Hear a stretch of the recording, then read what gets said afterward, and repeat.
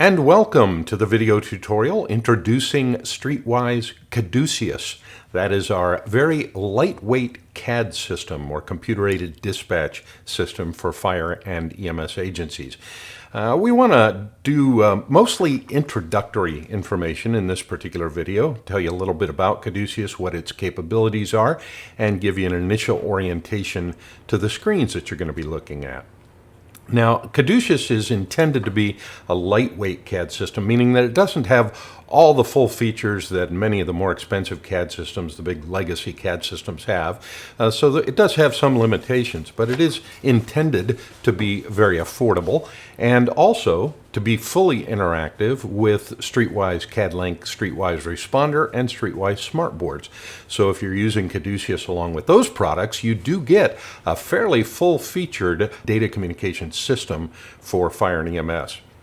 Let's talk a little bit about some of the features. First of all, CADuceus is a two-screen solution. That means that you have basically a call management screen that's going to be on one monitor for your workstation, and then on the second monitor for your workstation, you'll have the resource monitor or AVL tracking. That's automatic vehicle location tracking on the associated map. So it's a two-screen solution. The call management has very simple call entry screen that allow you to enter the basic information about any fire or EMS call.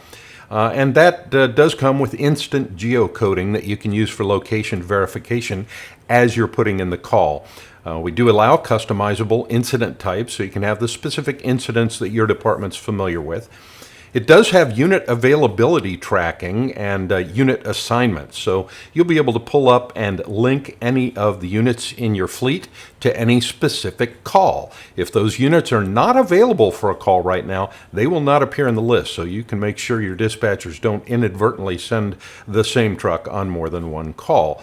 It does have unit status management, meaning that you can change the status of any MDT out in the field directly from your dispatch console, and it has a feature for both hard close and soft close of incidents, and we'll show you that when we get into the tutorials. It's kind of a convenience feature for the dispatchers.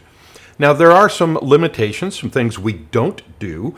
We do not have an interface to the Annie and Allie information in enhanced 911 systems.